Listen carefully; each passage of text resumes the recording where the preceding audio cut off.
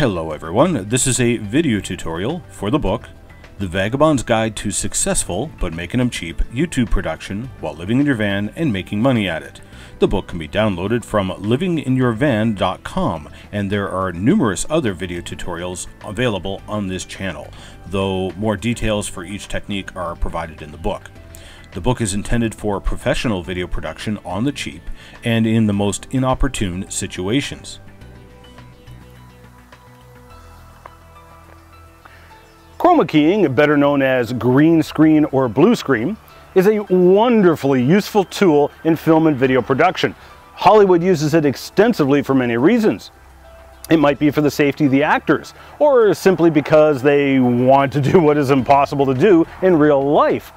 It may be more convenient to green screen a scene instead of building a set or transporting the entire film crew and cast to some foreign city.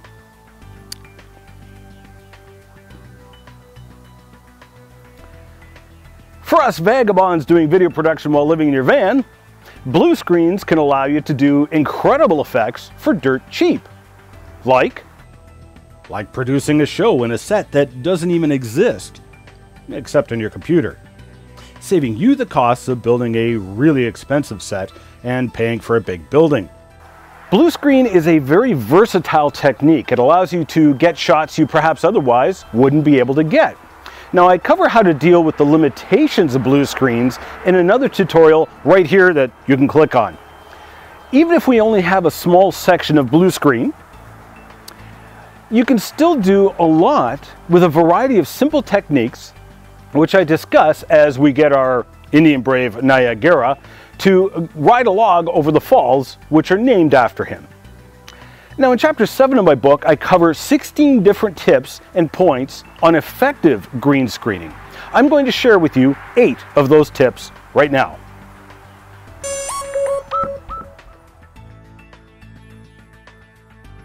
Tip number 1. What color of screen should you use? Well, it's partly your preference and partly your needs. Blue works better if your talent is blonde-haired. But the blue on video cameras tends to be more susceptible to camera noise. You can actually use a red screen as well, but most white-skinned folk actually have a lot of shades of red in your skin. And so you may have difficulty chroma keying the red out without cutting out your talent's skin as well, depending on how well you set up your red screen. So blue and green tend to be the farthest colors from skin tone. Now, if you have skin that's blue or green, let us know, we'll get you a doctor. Here you can see my studio screen. It's not much. I have 4 pieces of fabric. Each piece is only about 3 foot wide, 9 foot long. I'm only using 3 here because that's all I need for my studio. But if I need a bigger screen, I have as many as 4 pieces. Now, felt works best because that kind of fabric is the least reflective, and it also tends to not wrinkle, which we'll get into in just a second. Now, the camera is that way. I'm looking straight on the talent. My Vagabond's teleprompter is with the camera. I show you how to make your own teleprompter in Chapter 6 of my book.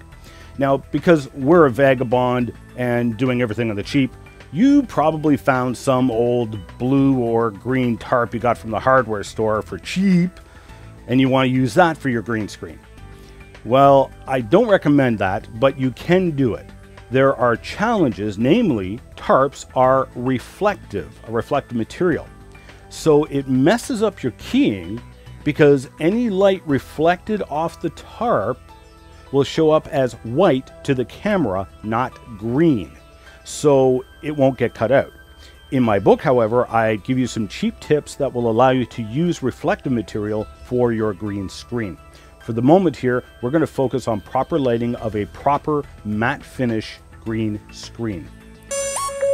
Tip number 2, focus on lighting and light distribution. You want a very even distribution of a diffused light. As you can see here, I've got a 4-foot fluorescent here and one immediately beside the camera. These are positioned so that they light both the screen and the talent standing in front of the screen. The light is very diffused and spread out, And these lights are also wonderful because they don't heat up the room. I also have a third fluorescent light, which is just a standard light socket in the ceiling, but I'm using fluorescent lights in it, which match the color of my 4-foot fluorescence.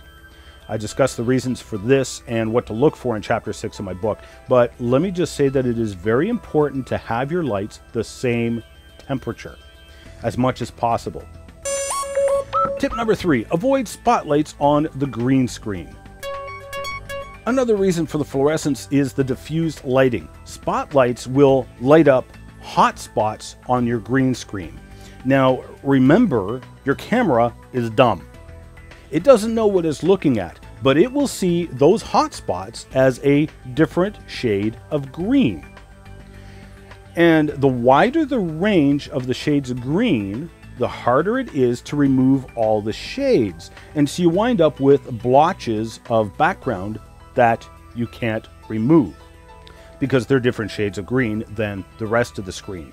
Either it's being too lit up by the spotlight, or it is less well lit because it is outside of the spotlight beam.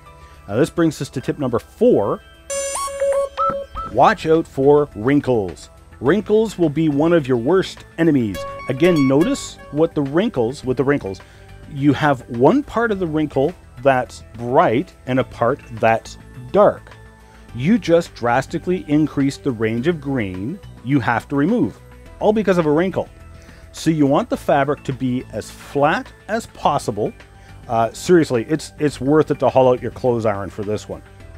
Yeah, I know. You don't have a clothes iron because you're living in your van. Well, borrow one if you can. A little bit of ironing will save you a lot of headache in post-production. Tip number 5 is another lighting tip. Notice I have a blue light pointing forward from the green screen. Television operates by mixing 3 colors in the pixels, red, green, and blue. Those are your primary colors. Now, it's not like paint, which is reflecting colors. You are painting with light.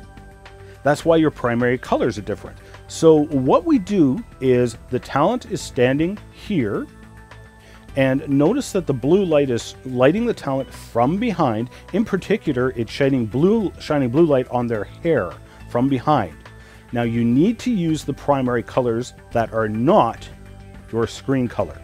So in this case, I can use a red or a blue light, or a purple light, which is a mixture of red and blue. Now I went with a blue light simply because my virtual studio has a lot of blue in it. So the blue light in my hair won't show anywhere near as much as if I lit my hair with red light. Tip number 6, watch out for shadows. Now, because I'm in tight quarters here, and because I'm usually shooting by myself, I run into this problem a lot. If I get too close to the screen, 2 things happen. 1, I produce a shadow on the green screen. I just increased the range of green that I will have to remove. The shadows can get so dark that you will have perfect chroma keying until suddenly your talent moves just the wrong way and you'll get those brown or black lines shooting out from your talent. It's a real drag. So keep your talent in front and not making any shadows. The other thing that will happen if your talent gets too close to the screen brings us to tip number 7. You'll get spill from the screen onto the talent. In other words, green light will reflect off your screen and onto your talent, making it hard to cut out the green screen and not the talent. This also relates to our final tip, number 8. Watch out for reflective props. Let's say I'm using a book in my scene. This book has a highly reflective cover. Now, that's okay if I'm very careful, but notice that the moment I put the book at the wrong angle, the camera sees a green reflection and will key out your book. So you can see the effect here. I cover 8 more tips on effective green screening in Chapter 7 of my book, The Vagabond's Guide to Successful, but Making Them Cheap, YouTube Production While Living in Your Van and Making Money at It. The book can be downloaded from livinginyourvan.com, and there are numerous other video tutorials available on this channel, though more details for each technique are provided in the book.